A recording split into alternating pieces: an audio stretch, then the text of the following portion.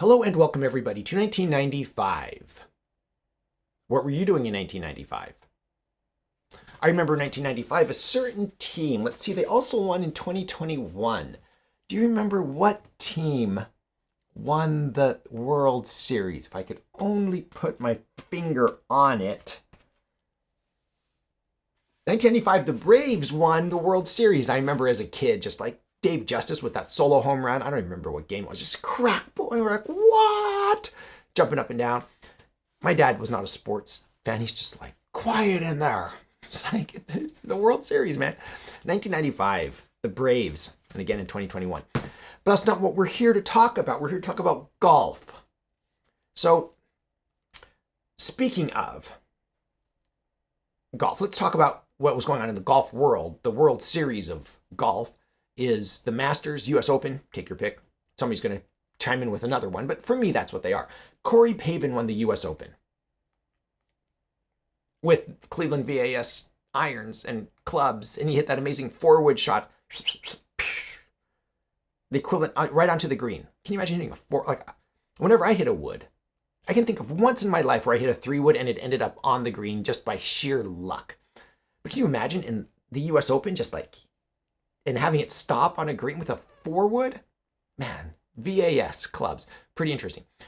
Crenshaw won the Masters. We talked at length about that one.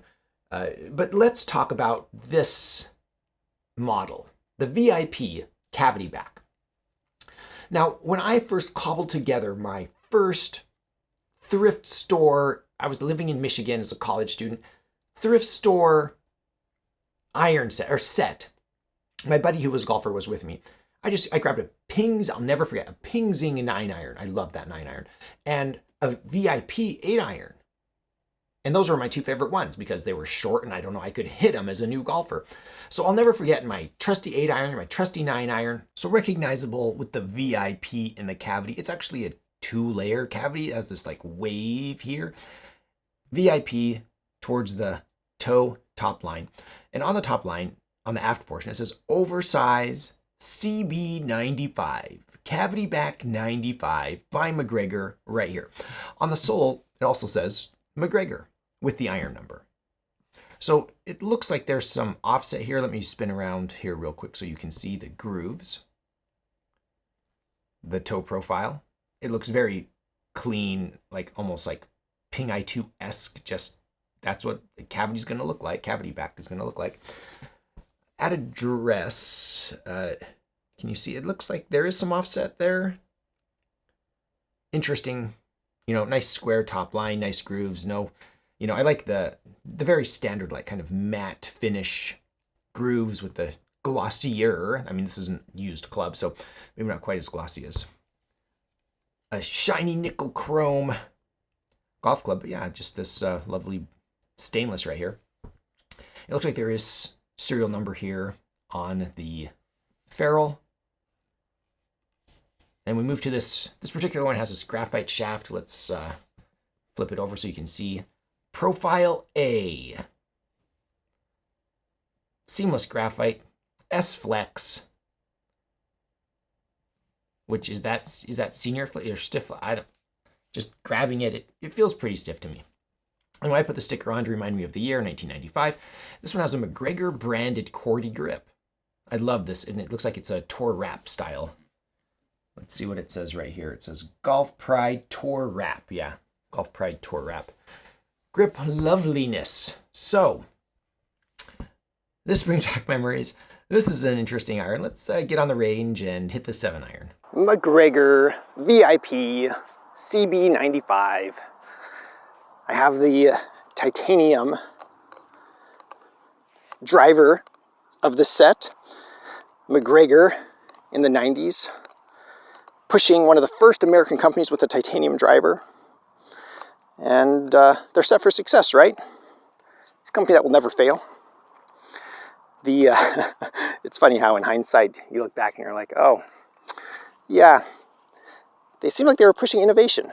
Looking down at this club, I mean, it's not offensive in any way. It has a green shaft, which if you think about it, I mean, I'm used to chrome, but usually it's reflecting the green grass.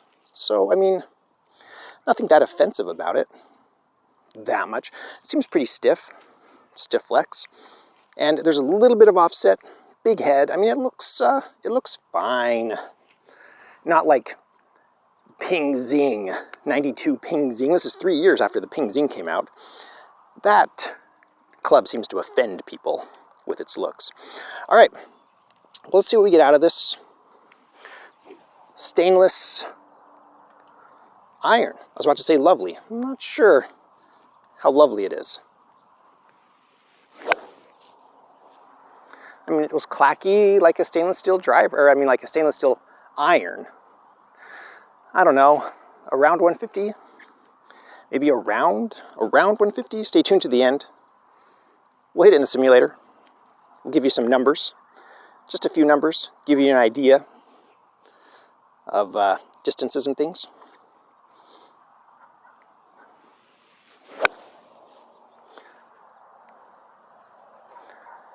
Yeah, wow, no complaints. I mean, it feels like a stainless steel, a golf club. These did have a nice look. I do remember my old, I think it was a 7-iron I had of these when I first started thrift store shopping.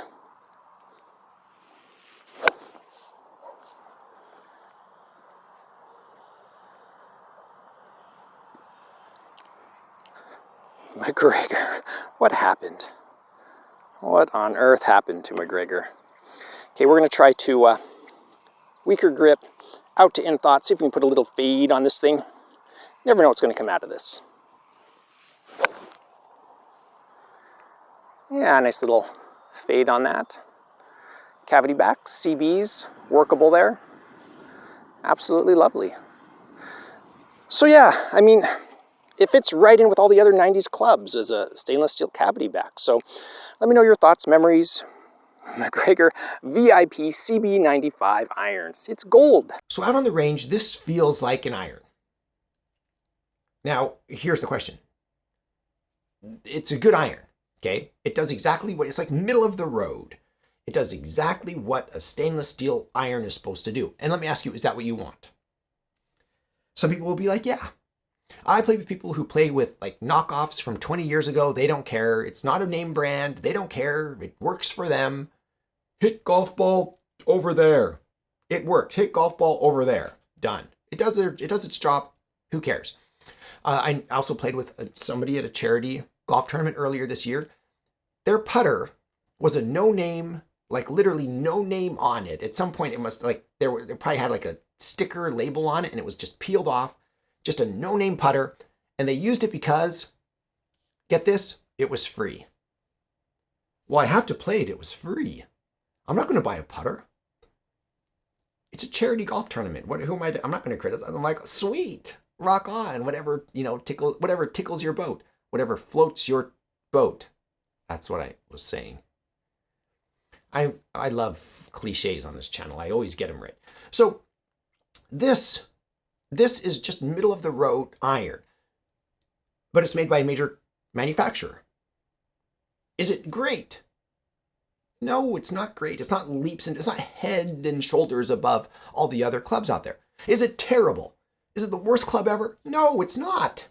It's a very good, well-made, solid, middle of the road, good iron. Not great, not terrible. It's in this place, which in my opinion is worse.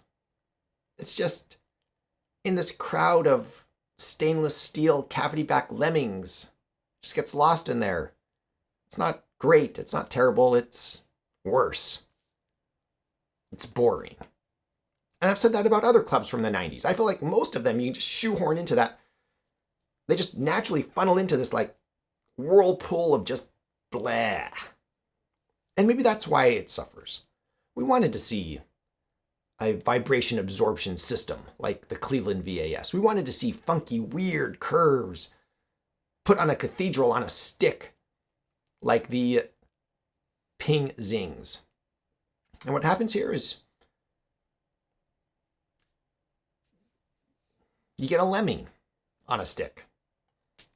Let me know your thoughts and memories. For me, personally, I'm kind of critical of it for being boring, but I personally connect with this set because this was my first 8-iron I ever had. This one is a 7-iron, but when I was brand new to golf, the first 8-iron I ever bought was a MacGregor VIP. So it has a place in my heart, this set, just because of nostalgia reasons. Doesn't mean I want to go play it. If I wanted to go play it, I'd try a different set from the 90s because there are so many interesting ones out there. Or even just different ones. I've been there, done that, have the t-shirt. Let me know your thoughts and memories in the comments below. As usual, huge shout out to my patrons. Thank you so much for your support. I really appreciate it. It really keeps this channel afloat. I can't thank my patrons enough. I give them credit here, but I mean, that doesn't do them justice. Also, if you want to support this channel, please visit my Amazon shop. I'll put a link in the description below. I am an Amazon associate. I make proceeds from qualifying purchases. If you enjoy this content, please subscribe. We have some little data collection. I had a few shots in the simulator coming right up after this. I'll see you in the next one. I am the Vintage Golfer.